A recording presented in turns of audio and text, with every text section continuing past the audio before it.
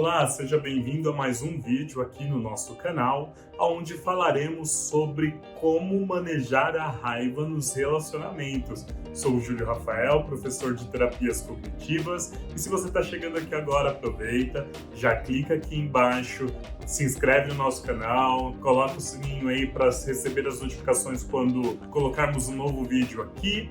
E compartilhe esse vídeo para algum amigo, algum colega que talvez você entenda que precisa também aprender a lidar de uma forma mais adequada com a raiva nos relacionamentos. A primeira coisa que a gente precisa fazer é normalizar a presença da raiva, porque ela é uma emoção primária, ou seja, nós não temos como nos livrar, deixar de sentir raiva na vida. E ela é uma emoção útil, porque ajuda a nos proteger, a entender os nossos limites, a defender os nossos direitos. O problema é que às vezes ela pode aparecer de uma forma desadaptativa, ou seja, não precisaria estar sentindo raiva naquela situação. Essa emoção ela parte de uma interpretação equivocada da situação, então eu estou falhando em entender o que está acontecendo, ou mesmo que seja justificada a presença da raiva, eu estou falhando na forma que eu lido com ela. Esse vídeo não tem a função de fazer com que você deixe de sentir raiva. Pelo contrário, a função é de que você aprenda a lidar com ela de uma forma melhor, principalmente moderando os comportamentos com base na raiva, que você possa manifestá-la de uma forma adequada, porque o comportamento agressivo, os xingamentos, o quebrar coisas, às vezes até agressões físicas, isso, além de poder te prejudicar na vida de um modo geral, a qualidade das relações, implicar até em atos criminosos. Então é importante a gente moderar a raiva entendendo o seu prejuízo no nosso funcionamento. A primeira coisa é admitir que a forma que nós lidamos com a raiva muitas vezes tem prejudicado a nossa vida. Entender que essa emoção ela pode ser nomeada, mascarada, porque ela não é bem vista, não é bem aceita, as pessoas podem se julgar uma pessoa ruim por sentir raiva, então elas não admitem a sua presença. Dizem nos relacionamentos, eu tô chateado, eu tô magoado, eu tô frustrado, eu tô impaciente, eu tô estressado. Mas se você olhar para todas estas expressões, o componente da raiva está presente. O que nós queremos agora é admitir a presença da raiva e modificar a forma que nós lidamos com ela. Tudo bem? Tem uma técnica que nós utilizamos no atendimento de crianças também para ensiná-las a lidar com a raiva, que é a fogueira da raiva. A gente pede para a criança desenhar uma fogueira pequenininha, uma média e outra grande. A função disso é ela entender que a raiva ou as emoções têm intensidade diferentes. Então, quando eu estou sob o efeito de uma emoção muito intensa, aqui é mais difícil de lidar quando eu estou com uma emoção menos intensa. Então, entenda que você também existe aí dentro níveis diferentes de raiva. Aqui a gente vai usar o mesmo recurso e eu adaptei para os adultos, dividindo em fases. Para a gente entender a diferença do que ocorre em cada fase, também acho útil entender que a gente tem uma raiva pequenininha, média e grande. Pensamentos diferentes estão em cada uma delas. Na primeira fase, a gente vai chamar de evitação. A gente acha que está lidando bem com a raiva, mas não está. Aconteceu alguma coisa que te desagradou num relacionamento e você não quer agir de uma forma ruim, mas você começa a dizer internamente assim: me leva, deixa pra lá, isso não foi nada. Ai, melhor não falar nada pra não estragar as coisas agora, né? Então, deixa pra lá. Estes pensamentos parecem bons, não é verdade? Você acha que está controlando adequadamente a sua raiva em prol do bem-estar do relacionamento. O problema é que existe a negação da raiva. Eu tô dizendo para mim que não foi nada, que o meu incômodo, eu não deveria estar ligando para aquilo, tá? Então eu nego a presença da raiva, eu nego o meu incômodo e eu jogo aquela situação para frente de uma forma irresponsável com o que aconteceu, que vai me jogar na fase seguinte, que é a fase do planejamento.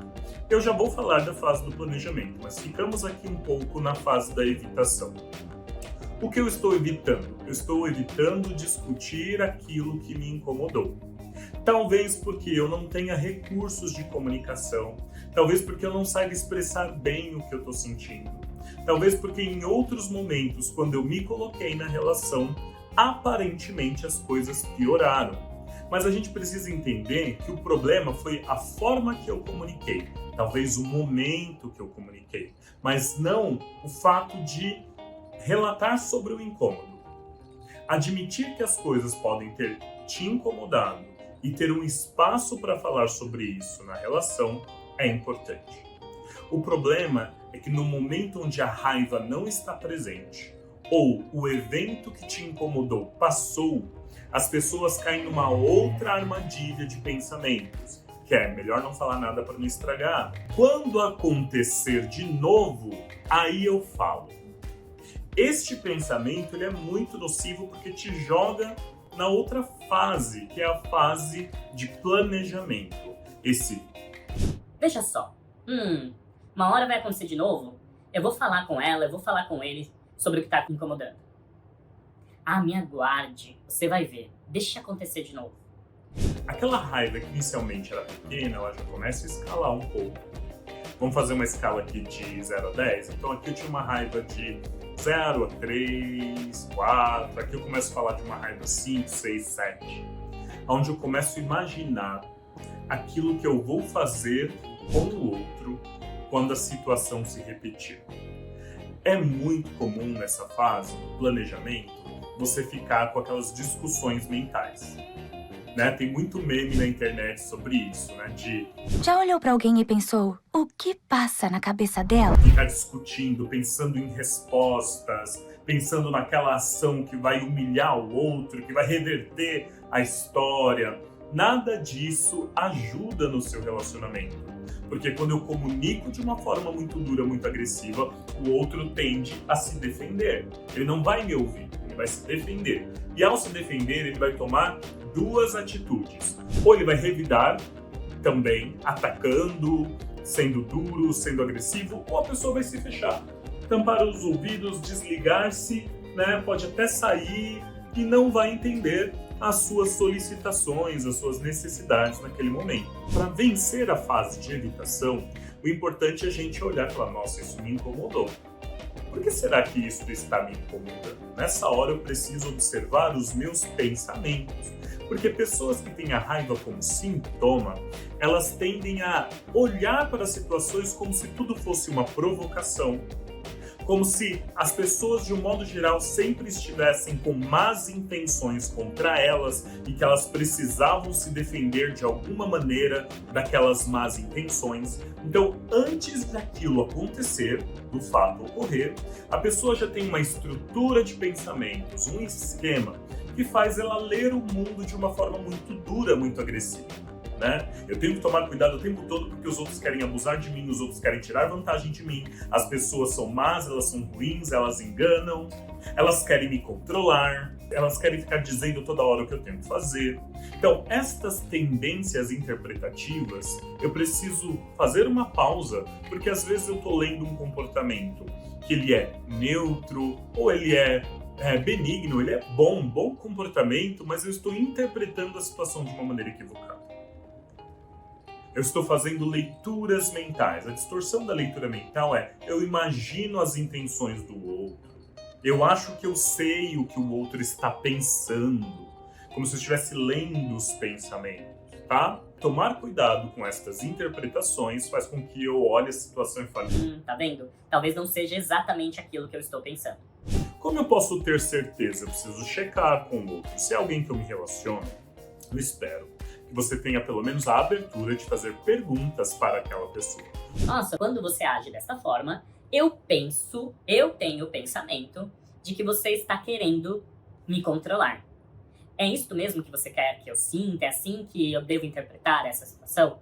O outro vai se posicionar naquela hora, ele vai dizer alguma coisa para você. E aí cabe você avaliar, diante daquele contexto, essa resposta que o outro te der.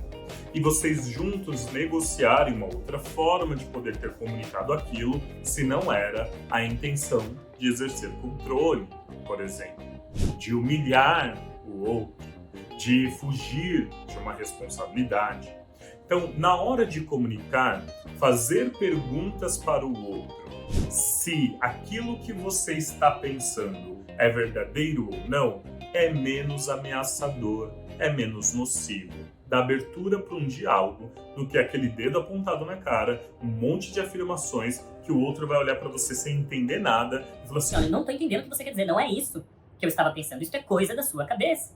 dar a oportunidade de esclarecer as coisas, de checar se as minhas interpretações do evento são ou não verdadeiras, é o primeiro passo. É muito mais útil do que você ficar dizendo, releva, isso não é nada. A única coisa que eu vou dizer aqui é que talvez é melhor você esperar um momento onde as coisas estejam mais tranquilas, fugindo do pensamento. Melhor não falar nada agora, senão estraga, tá? Quando vocês estão mais tranquilos, vocês têm mais recurso para poder pensar sobre as coisas. Quando vocês estão motivados pela raiva, é muito comum que você viva a expressão popular do fiquei cego de raiva. Deixou de pensar, deixou de raciocinar com clareza e agiu de forma impulsiva, leu a situação de acordo só com aquilo que você estava sentindo. Quando você se perceber na fase de planejamento, então que você está esperando aquele acontecimento ruim novamente acontecer para você detonar, acabar com o outro, mostrar quem você é, se posicionar de uma forma muito dura, aí você precisa voltar 2 casas e falar: nossa, já estou tomado pela raiva, nossa, já estou preparando a última fase lá, a fogueira grande, que é a fase da explosão. A fase da explosão é aquela que a gente tenta evitar a qualquer custo, onde a gente perde a razão nos nossos posicionamentos, onde a gente pode se tornar agressivo, abusivo, xingamentos, quebrar coisas e até agredir as pessoas.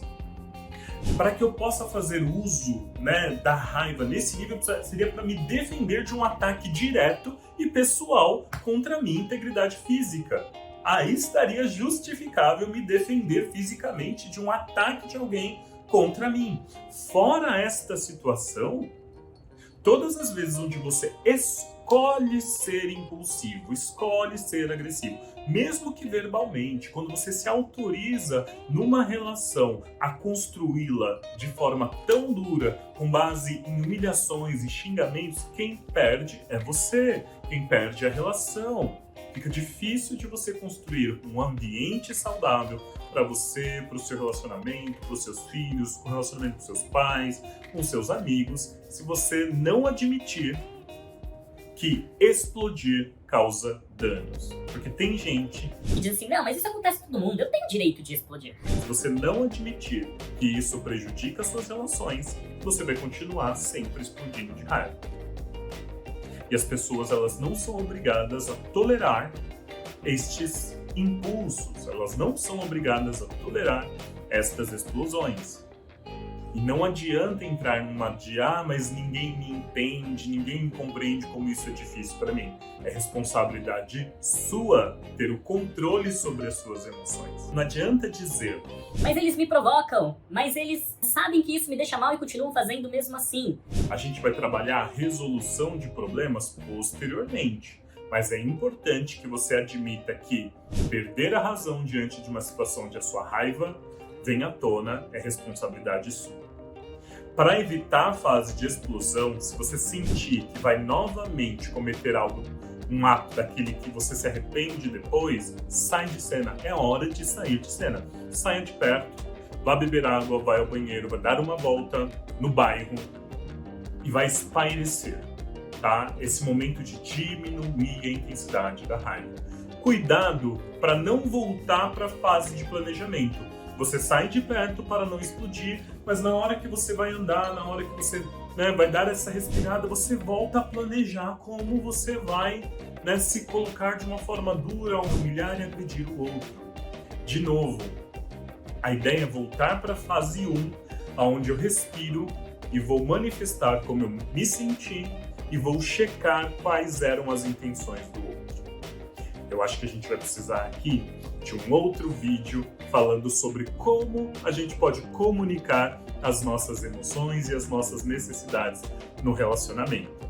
porque eu acho tão importante quanto regular a raiva, aprender a falar sobre aquilo que nos incomoda. Eu acho que fica aqui um gancho para o nosso próximo vídeo aqui no canal. Conta para mim se estas estratégias te ajudam a regular a raiva no relacionamento e se você entendeu que a responsabilidade é sua de manejar essa emoção. Depois a gente pensa em como a gente pode resolver problemas numa relação, mas cuidando da raiva, eu tenho certeza que você abre espaço para um diálogo muito mais funcional e vai melhorar muito mais a qualidade das suas relações, tá certo? Um abraço, até a próxima!